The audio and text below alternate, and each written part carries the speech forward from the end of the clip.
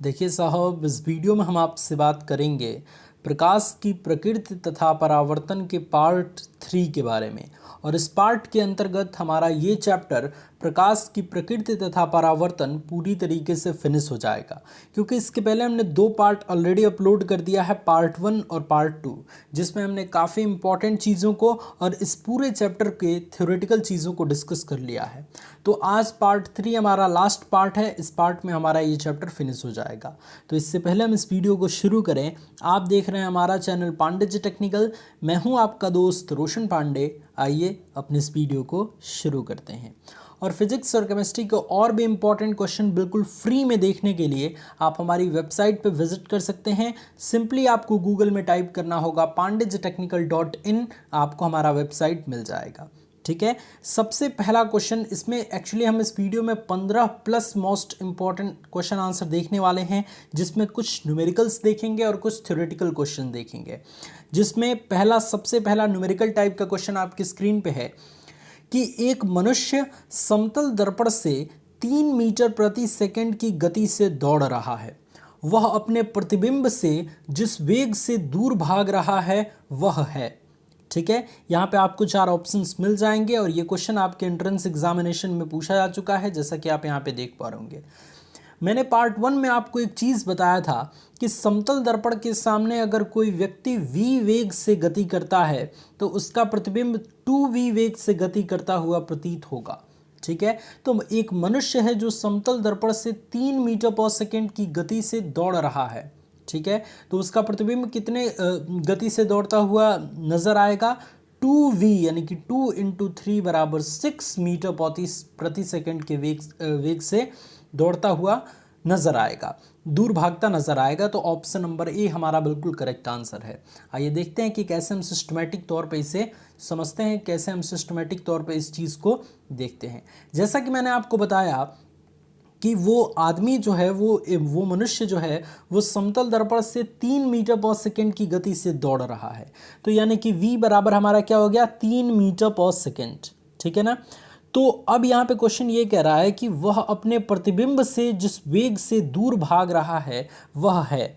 तो प्रतिबिंब 2v वेग से गति करेगा, तो 2 × v की जगह पे हमारा 3 है तो हम 3 लिख देंगे, तो 3 दूनी के 6 मीटर प्रति सेकंड हमारा आंसर क्या होगा? निकल के आ जाएगा। यानी कि उसका प्रतिबिंब 6 मीटर पर सेकंड की वेग से दूर भाग रहा होगा। तो यहाँ पे ऑप्शन नंबर ए हमारा बिल्कुल करेक्ट आंसर नजर आ रहा है, इसलिए हम ऑप्शन नंबर ए को टिक करेंगे। तो आशा करते हैं कि इस टाइप के क्वेश्चन को अब आप सॉल्व कर लेंगे। अगर कोई मनुष्य जो है वो समतल दर्पण की तरफ 10 मीटर प्रति सेकंड के वेग से गति कर रहा है, तो उसका प्रतिबिंब कितने वेग से गति करेगा? इस चीज़ को सॉल्व करके आप हमें कॉमेंट में आंसर बताएंगे। ठीक है, अब आगे बढ़ते हैं और नेक्स्ट क्वेश्चन के बारे में बात करते हैं।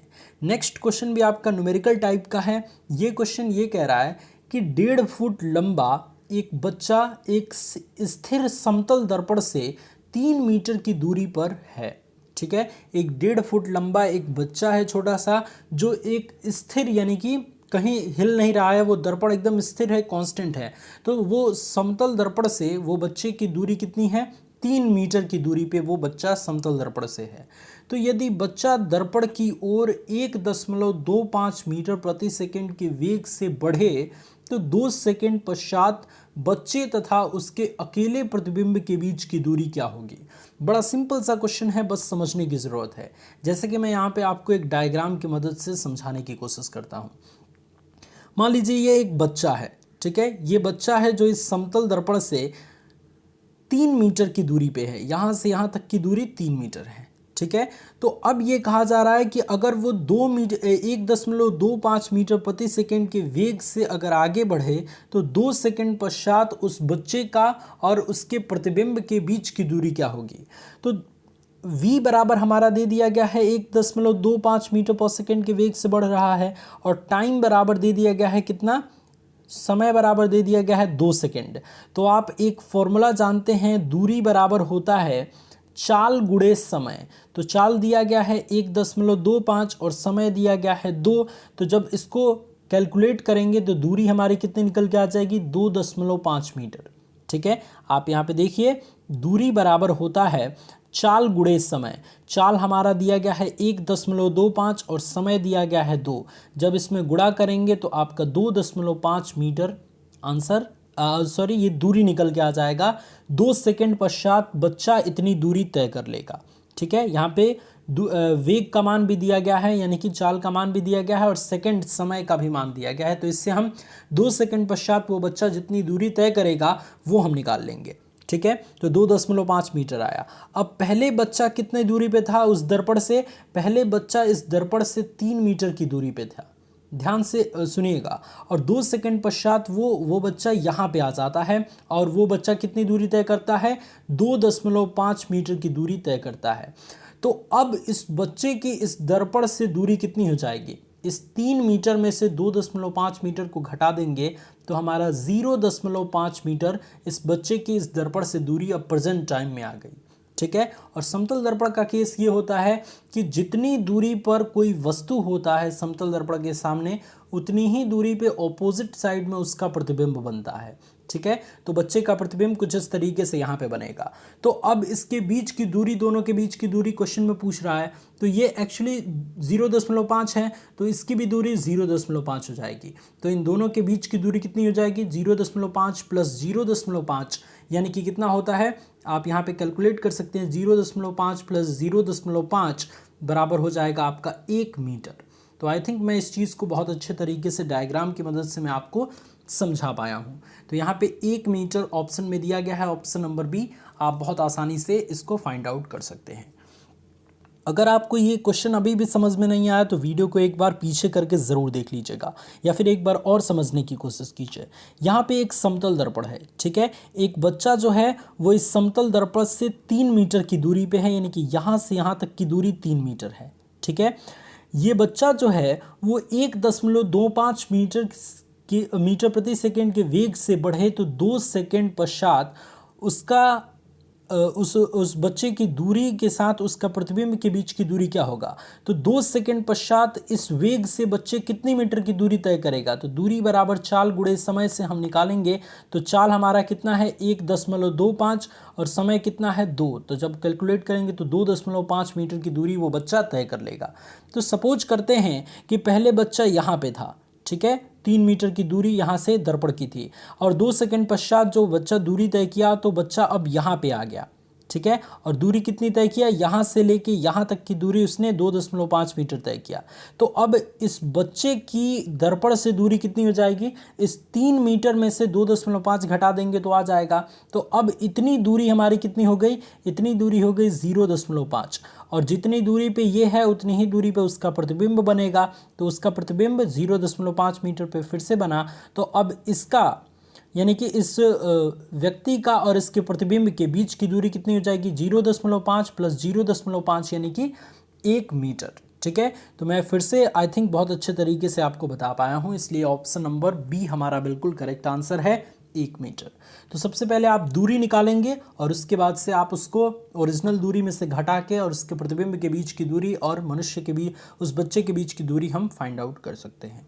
ठीक है, अब आगे बढ़ते हैं और नेक्स्ट क्वेश्चन के बारे में बात करते हैं।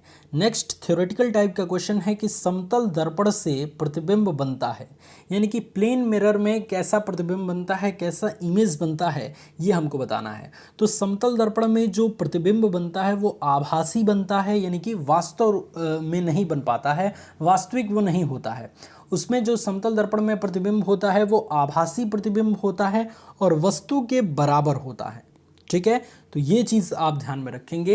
एक टाइप का क्वेश्चन ऐसे भी पूछा जा सकता है कि अगर 10 मीटर लंबी कोई वस्तु को समतल दर्पण के सामने रख दिया जाए तो उसका प्रतिबिंब की लंबाई कितनी होगी, उस प्रतिबिंब की माप कितनी होगी? तो 10 मीटर ही होगी। तो ये चीज़ आप ध्यान में रखेंगे, जितनी लंबी वस्तु होती है उतनी ही लंबा उसका प्रतिबिंब बनता है। ठीक है, तो समतल दर्पण में बना प्रतिबिंब कैसे बनता है? समतल दर्पण से प्रतिबिंब बनता है आभासी और वस्तु के बराबर। ठीक है ना, तो ऑप्शन नंबर ई हमारा बिल्कुल करेक्ट आंसर हो जाएगा। अब आगे बढ़ते हैं और नेक्स्ट क्वेश्चन के बारे में बात करते हैं। नेक्स्ट क्वेश्चन आपके स्क्रीन पे दिया गया है कि जब एक समतल दर्पण को थीटा कोण घुमाया जाए तो किसी वस्तु के प्रतिबिंब की माप हो जाती है वस्तु की।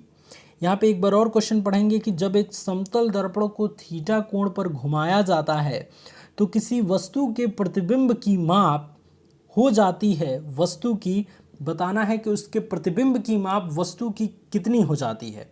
तो फटाफट आप इसका ऑप्शन पढ़िए और इसका आंसर हमें बताइए। ठीक है, अगर दर्पण को हम थीटा कोण घुमा जाते हैं तो उसका प्रतिबिंब में और उसके वस्तु में उसके माप में क्या परिवर्तन होता है। ठीक है, तो आशा करते हैं कि अभी तक आप इसका आंसर बता चुके होंगे। देखिए होता क्या है कि जब समतल दर्पण को हम थीटा कोण घुमाते हैं तो प्रतिबिंब की माप यानी कि प्रतिबिंब की लंबाई पर कोई प्रभाव नहीं पड़ता है। ठीक है, यहाँ पे प्रतिबिंब की बात हो रही है, यहाँ पे परावर्तित किरण की बात नहीं हो रही है कि अगर समतल दर्पण को थीटा कोण घुमा दिया जाए तो परावर्तित किरण 2 थीटा कोण घूम जाएगी, इसलिए आप दोगुने पे आंसर पे टिक कर देंगे। जी नहीं, यहाँ पे ये पूछा जा रहा है कि किसी वस्तु के प्रतिबिंब की माप उसकी प्रतिबिंब की माप हो जाती है वस्तु की कितनी गुनी हो जाती है, तो ये आपको बताना है।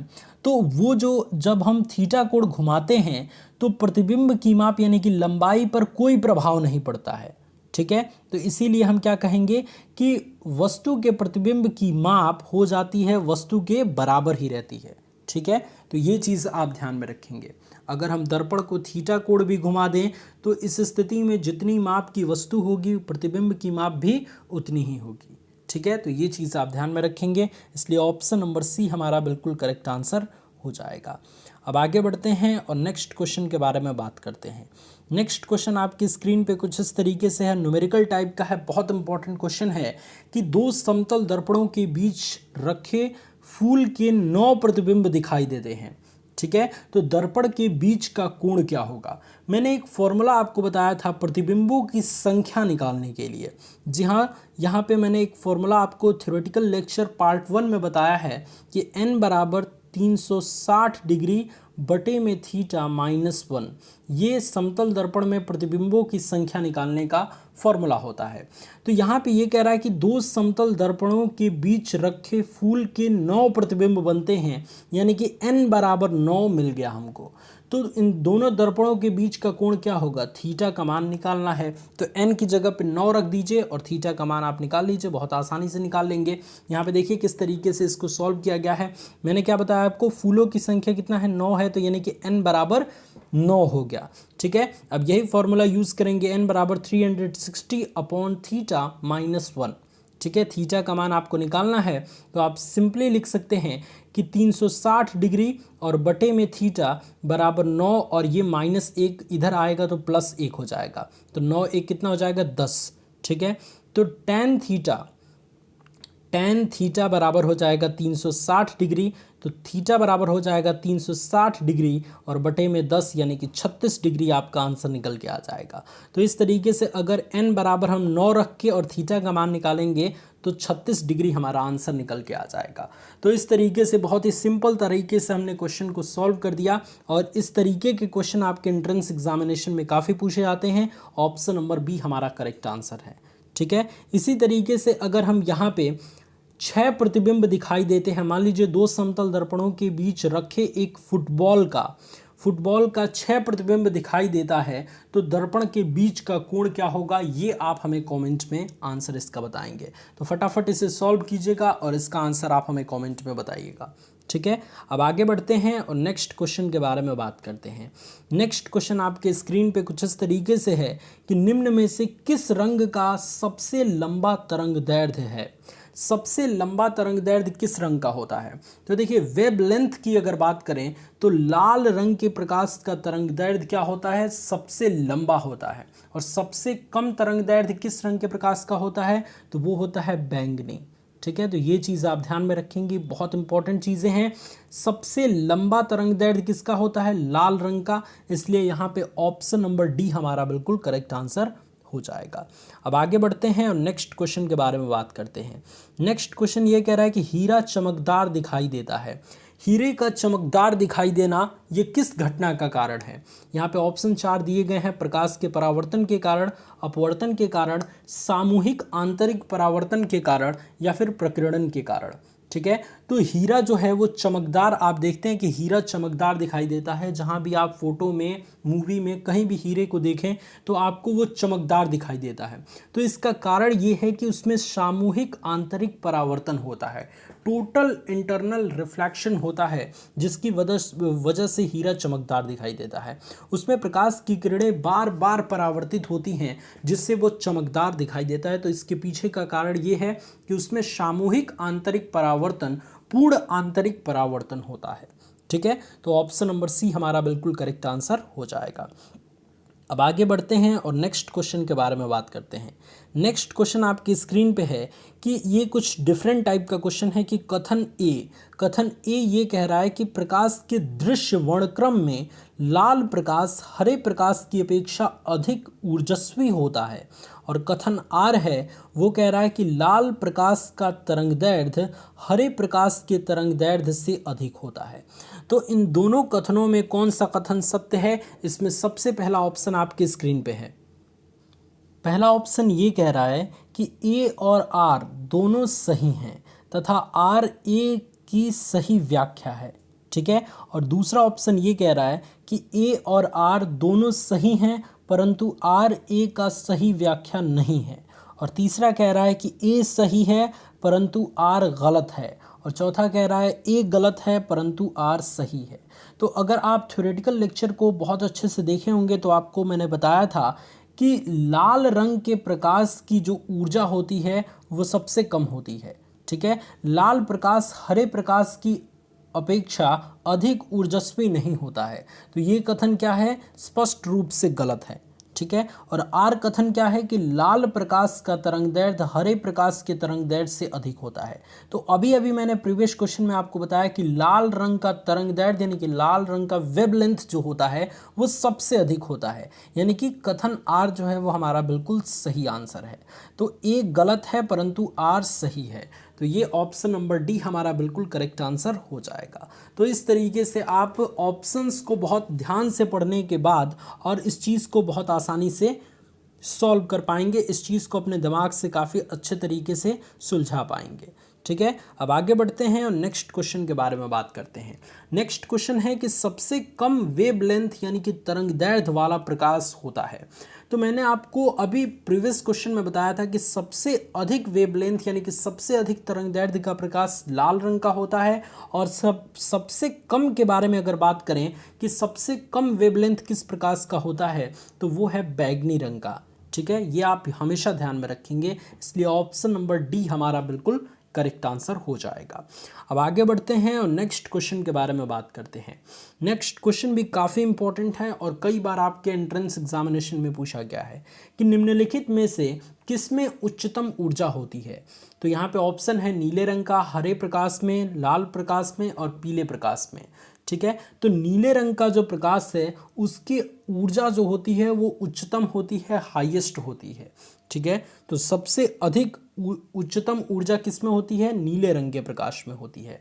इसीलिए जो आकाश का रंग होता है वो नीला दिखाई देता है। ऑप्शन नंबर ए जो है वो हमारा बिल्कुल करेक्ट आंसर हो जाएगा।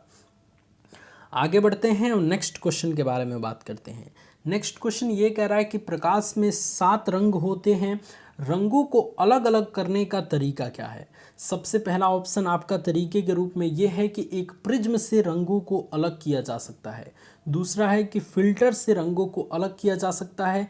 तीसरा है कि पौधों से रंगों को अलग अलग किया जा सकता है। और चौथा ऑप्शन है कि रंगों को अलग अलग नहीं किया जा सकता। तो अगर आप 10th क्लास में पढ़े होंगे तो आपको पता होगा कि एक प्रिज्म से, एक मान लीजिए इस तरीके से एक प्रिज्म होता है, तो अगर एक प्रिज्म से हम एक श्वेत प्रकाश को यानी कि वाइट लाइट को अगर हम गुजारते हैं श्वेत प्रकाश को, तो वो 7 रंगों में विभक्त हो जाता है। और इस घटना को हम क्या कहते हैं? इस घटना को प्रकाश का वर्ण विक्षेपण कहते हैं। तो जी हाँ दोस्त, प्रकाश के 7 रंग होते हैं और रंगों को अलग अलग करने का तरीका ये है कि उससे हम एक प्रिज्म से गुजार दें, प्रिज्मों से रंगों को अलग अलग किया जा सकता है। तो ऑप्शन नंबर ए हमारा बिल्कुल राइट आंसर हो जाएगा। तो इसे आप हमेशा ध्यान रखेंगे। और इस घटना को जिसमें श्वेत प्रकाश को अगर हम प्रिज्म से गुजारते हैं तो 7 रंगों में विभक्त हो जाता है। इस घटना को प्रकाश का वर्ण विक्षेपण कहते हैं। इसे आप हमेशा ध्यान में रखेंगे। ठीक है, अब आगे बढ़ते हैं और नेक्स्ट क्वेश्चन के बारे में बात करते हैं। नेक्स्ट क्वेश्चन आपके स्क्रीन पे है कि निम्नलिखित में से कौन सा कथन सत्य है। पहला है कि प्रकाश का वेग अधिक होता है, दूसरा है ध्वनि का वेग अधिक होता है, तीसरा है आकाशीय पिंडों का वेग सबसे अधिक होता है, और चौथा है रॉकेट का वेग सबसे अधिक होता है। तो आप आई थिंक इस चीज़ को बहुत आसानी से आंसर बता सकते हैं। तो फटाफट इसे कमेंट में आंसर आप ज़रूर बताइए, या फिर मैं आपको इसके बारे में कुछ बातें एक्सप्लेन कर देता हूँ। देखिए, प्रकाश का जो वेग होता है वो 3 × 10⁸ मीटर प्रति सेकंड होता है। एक सेकंड में वो 3 × 10⁸ मीटर की दूरी तय करता है। तो बहुत ज़्यादा वेग होता है प्रकाश का। सबसे अधिक पूरे ब्रह्मांड में सबसे अधिक वेग जो है वो प्रकाश का है, 3 × 10⁸ मीटर प्रति सेकंड। ठीक है, शायद इसीलिए जो है वो जब आप देखते होंगे कि बिजली कड़कता है तो सबसे पहले हमें बिजली की लाइट दिखाई देती है, और उसके कुछ सेकंड बाद हमें ध्वनि की तीव्रता सुनाई देती है, ध्वनि का आवाज़ सुनाई देता है। ठीक है, इसका कारण ये है कि प्रकाश के वेग से कम वेग होता है ध्वनि का। ठीक है, तो यहाँ पे सबसे अधिक वेग जो है वो कौन सा होता है, प्रकाश के वेग का होता है। इसीलिए ऑप्शन नंबर ए वाला जो कथन है वो पूरी तरीके से सत्य है। ठीक है ना। अब आगे बढ़ते हैं और नेक्स्ट क्वेश्चन के बारे में बात करते हैं। नेक्स्ट क्वेश्चन आपके स्क्रीन पे है कि निम्नलिखित कथनों पर विचार कीजिए। सबसे पहला कथन है कि आकाश के नीले दिखाई देने का कारण प्रकाश का कम प्रकीर्णन होता है। दूसरा है कि इंद्रधनुष में 7 रंगों का कारण प्रकाश का प्रकीर्णन है। और तीसरा है कि सूर्योदय के समय सूर्य लाल दिखने का कारण है प्रकाश का प्रकीर्णन। ठीक है, तो 2 चीज़ें मैंने आपको बताई थी कि आकाश नीला किस रंग के कारण, किसके कारण दिखाई देता है, प्रकाश के प्रकीर्णन के कारण, और सूर्योदय और सूर्यास्त के समय सूर्य लाल प्रकाश के प्रकीर्णन के कारण दिखाई देता है। ठीक है, तो इन दोनों कारणों को आप जानते हैं कि ये पूरी तरीके से सत्य है। लेकिन इंद्रधनुष के 7 रंगों का कारण है प्रकाश का प्रकीर्णन, ये पूरी तरीके से गलत है। क्योंकि इंद्रधनुष में 7 रंगों का कारण ये होता है प्रकाश का वर्ण विक्षेपण। वहाँ पे जो है वो ये बर्फीले जो पहाड़ होते हैं उससे टकराकर प्रकाश की किरणें एक प्रिज्म के भांति कार्य करती हैं, प्रिज्म से गुजरने की भांति कार्य करती है, जिससे वो बर्फीले चट्टान से टकराने के पश्चात प्रकाश किरणों का परावर्तन होकर सीधे वो 7 रंगों में विभक्त हो जाती हैं। क्योंकि आप सभी जानते हैं कि सूर्य के प्रकाश का रंग श्वेत होता है। तो जब सूर्य के प्रकाश की किरणें बर्फीले बादल से टकराती हैं तो वहां से टकराने के पश्चात वो एक प्रिज्म की भांति कार्य करता है बर्फीला बादल।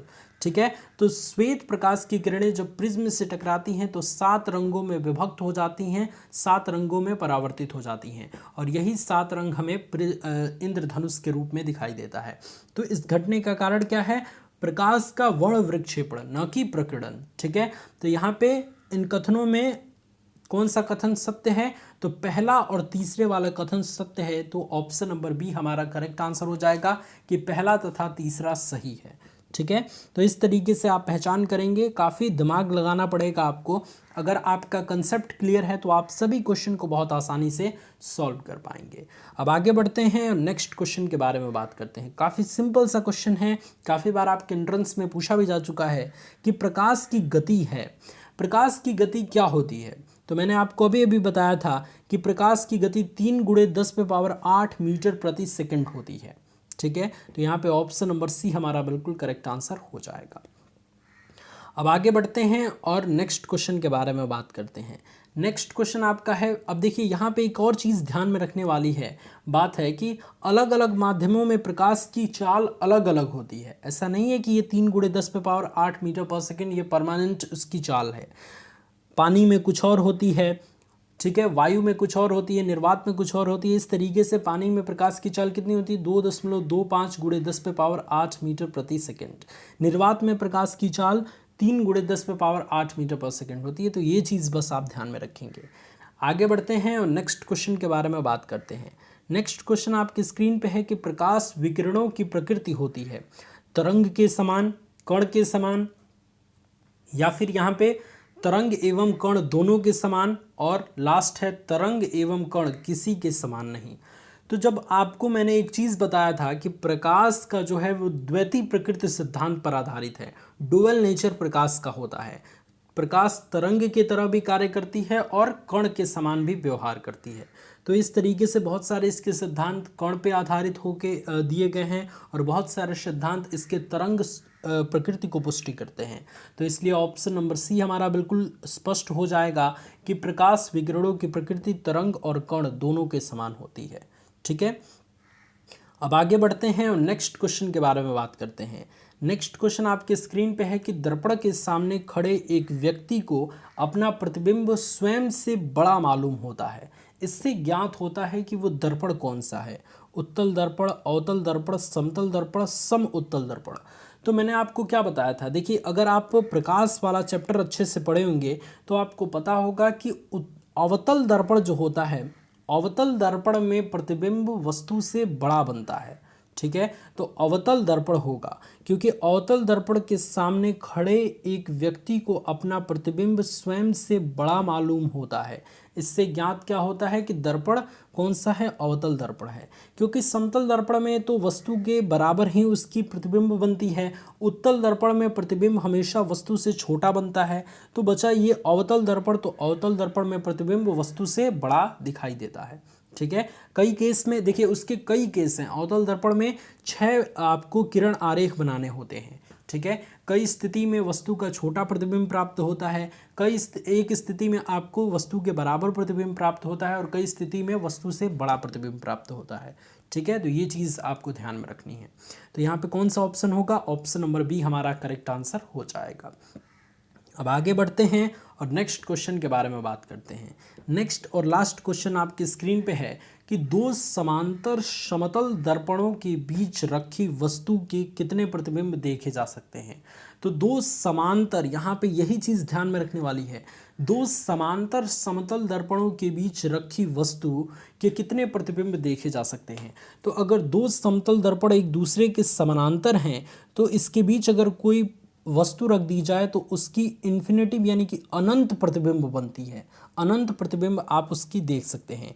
इसको आप फॉर्मूले के द्वारा भी ज्ञात कर सकते हैं, n बराबर 360 डिग्री बटे में थीटा -1।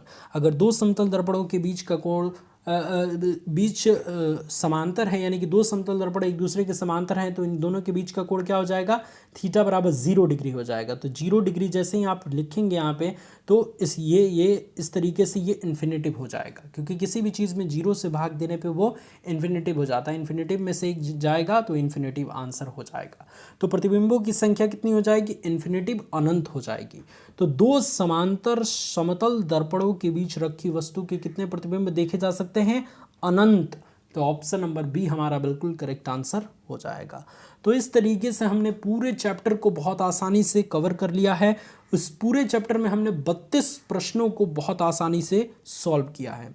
आज हमने टोटल जो है वो 17 प्रश्नों को सॉल्व किया और पार्ट 2 में हमने 15 प्रश्नों को सॉल्व किया था। ठीक है, और पार्ट 1 में हमने इस पूरे चैप्टर के थ्योरेटिकल चीज़ों को डिस्कस किया था। तो आशा करते हैं कि ये चैप्टर आपके लिए बहुत इंपॉर्टेंट हुआ होगा और काफ़ी सारी चीज़ें इस चैप्टर के माध्यम से आपको सीखने को मिली होंगी। अगर आपको हमारी ये वीडियो पसंद आई है तो इस वीडियो को लाइक कीजिए और सबसे इम्पॉर्टेंट बात, अपने दोस्तों तक शेयर ज़रूर कीजिए। बहुत सारे स्टूडेंट्स वीडियोस को शेयर नहीं करते। देखिए साहब, हम आपके साथ इतनी ज़बरदस्त मेहनत कर रहे हैं, इतने अच्छे तरीके से कंटेंट आपको प्रोवाइड कर रहे हैं, तो ये जिम्मेदारी तो आपकी बनती है कि जितने भी स्टूडेंट्स हैं उन तक इस वीडियो को शेयर ज़रूर करें।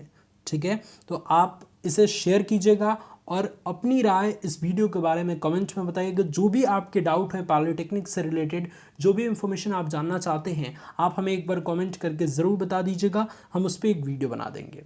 और हमारी वेबसाइट पे आप ज़रूर जाइएगा, जहाँ पे आपको फ्री में सारी चीज़ें, यूट्यूब चैनल पे भी फ्री में आपको स्टडी कराई जाती है। प्लेलिस्ट चेक कीजिए, अपनी तैयारी बहुत अच्छे से कीजिए और एंट्रेंस एग्जामिनेशन में ज़बरदस्त नंबर हासिल कीजिए। आपका बहुत बहुत धन्यवाद इस वीडियो को देखने के लिए।